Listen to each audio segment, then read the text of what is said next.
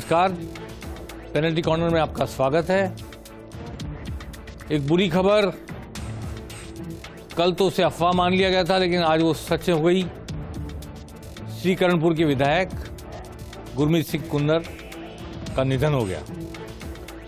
वो कांग्रेस के प्रत्याशी भी थे और श्रीकरणपुर में चुनाव स्थगित कर दिया चुनाव आयोग ने। अगली नई तारीखों की घोषणा बाद में होगी। नए सिरे से कुछ नामांकन भरे जाएंगे। ये संयोग है या दुर्योग, गुरमीत सिंह कुन्नर का इलाज चल रहा था एम्स में, आज उन्होंने अंतिम सांस ली। 2018 में भी 199 सीटों पर ही मतदान हुआ था। इस बार भी 199 पे होगा, एक सीट पर बाद में मतदान होगा। नई तारीख का ऐलान होगा, नए सिरे से नामांकन भी भरे जाएंगे। और 2013 में भी 199 सीट पर चुनाव हुए थे, एक सीट पर बाद में चुनाव हुआ। 2018 में रामगढ़ में बसपा प्रत्याशी का निधन हो गया था। बाद में चुनाव हुए सरकार बनने के बाद और उसी एक सीट से साफिया जुबैर जीती और कांग्रेस की 100 पूरे हुए 200 में से। अदरवाइज वो जो 100 का आंकड़ा था उनको, वो सुभाष गर्ग के कारण पूरा हो रहा था, जो अलायंस में लड़के उन्होंने सरकार में साथ रहे थे वो। तो 2018 में भी 199 सीटों पर चुनाव हुआ और 2013 में राजेंद्र राठौड़ के सामने जो प्रत्याशी लड़ रहे थे बसपा के टिकट पर, नियम यह है कि जो मान्यता प्राप्त दल होता है उसके प्रत्याशी का निधन होने पर चुनाव स्थगित होता है। निर्दलीय के निधन पर नहीं होता। मान्यता प्राप्त पार्टी को अपॉर्चुनिटी दी जाती है कि वो देहावसान के बाद अपने प्रत्याशी की एवज में नया प्रत्याशी खड़ा कर सके। इसलिए चुनाव स्थगित होता है। चुनाव में मतदान की नई तारीख आती है और नामांकन भी उस व्यक्ति के लिए भरा जा सकता है जो व्यक्ति दुनिया में नहीं रहा, उस पार्टी के लिए भरा जा सकता है। तो ये संयोग है, तीसरी बार लगातार 199 सीट पर मतदान होगा। 2013, 2018 और अब 2023। आज नरेंद्र मोदी प्रधानमंत्री बायतू में आए, सभा की उन्होंने। बाड़मेर में उन्होंने पुराने सारे विषय तो उठाई, लेकिन एक मुद्दे पर उन्होंने नए सिरे से आज भाई दूज के दिन महिलाओं की सुरक्षा को लेकर, उनकी मर्यादा को लेकर, उनके सम्मान को लेकर चर्चा की। आपको शायद याद हो, एक बार राजस्थान के कैबिनेट मंत्री शांति धारीवाल ने हल्के लहजे में कह दिया था, बलात्कार की बढ़ती हुई घटनाओं को, दुष्कर्म की बढ़ती हुई घटनाओं को लेकर जब चर्चा हो रही थी, उन्होंने कहा कि राजस्थान मर्दों का प्रदेश है। आज प्रधानमंत्री मोदी ने इसी बात को लेकर कांग्रेस को आड़े हाथों लिया। मर्दों का काम होता है बहनों की, महिलाओं की इज्जत की रक्षा करना, या मर्दों का काम वो होता है जो कांग्रेस के नेता कह रहे हैं। आइए सुनते हैं क्या कहा नरेंद्र मोदी ने इस सवाल।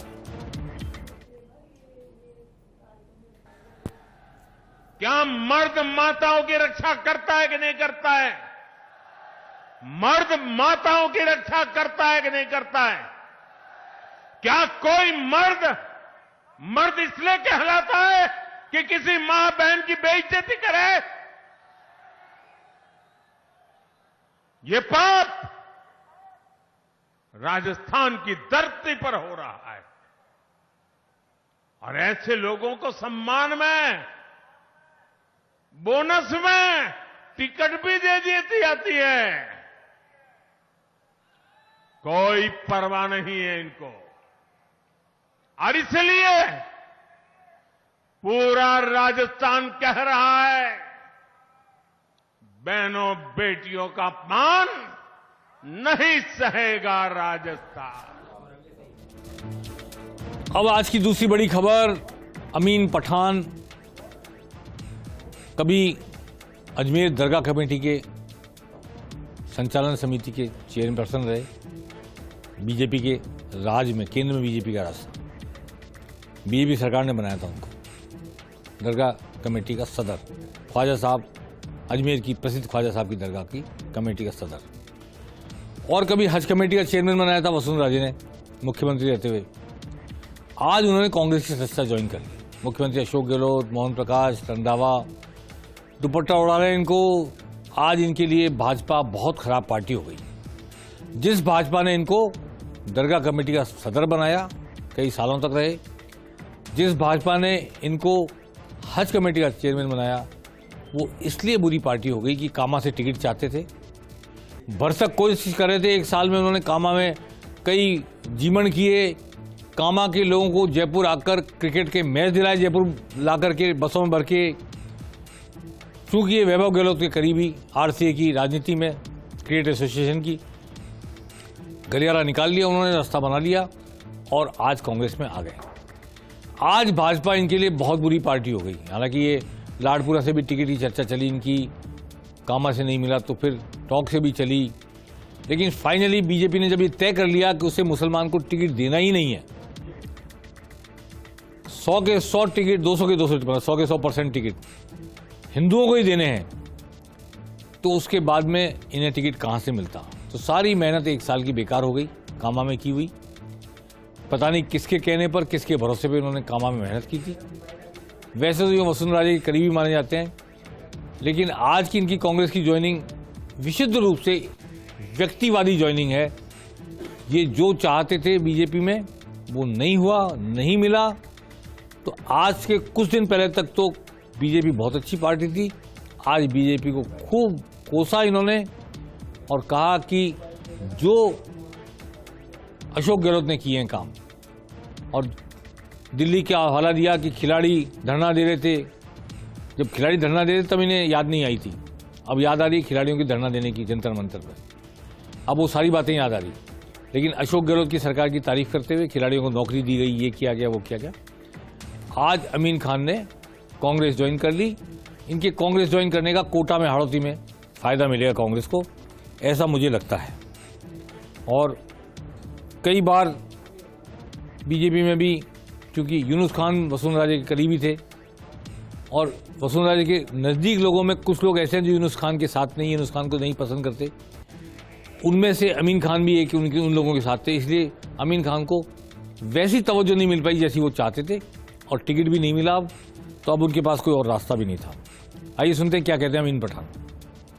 25 वर्षों से भाजपा में काम करता था, पार्षद से लगा के कई बोर्डों पे चेयरमैन रहा, कई पदों पे रहा। लेकिन जब हमने जो भाजपा ज्वाइन की थी वो अटल बिहारी वाजपेयी जी और भैरव सिंह शेखावत जी की भाजपा होती थी। जो आज नारा भाजपा की ओर से दिया गया है, सबका साथ, सबका विकास और सबका विश्वास, वो तब तो दिखता था, लेकिन आज कहाँ दिखता है। मैं मीडिया के मित्रों से भी ये पूछना चाहता हूं, क्योंकि आपको भी ये सवाल उनसे करना चाहिए कि जिस तरीके से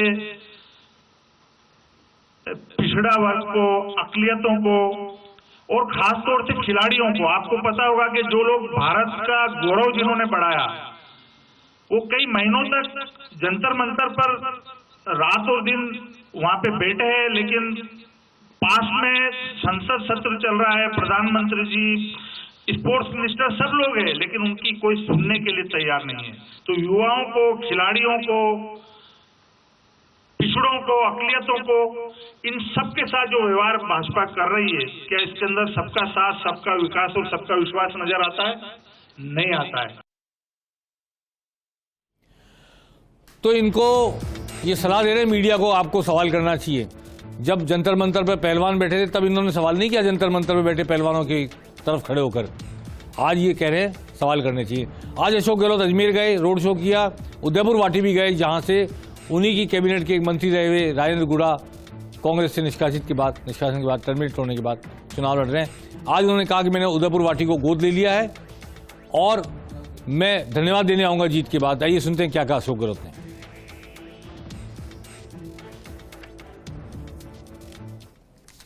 आप इनको आशीर्वाद और कामयाब करो।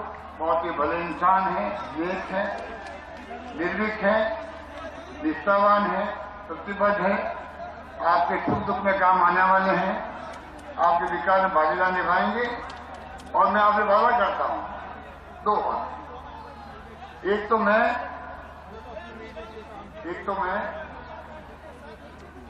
आपका मतलब कि उदयपुर वाली क्षेत्र को मैंने गोद ले लिया है।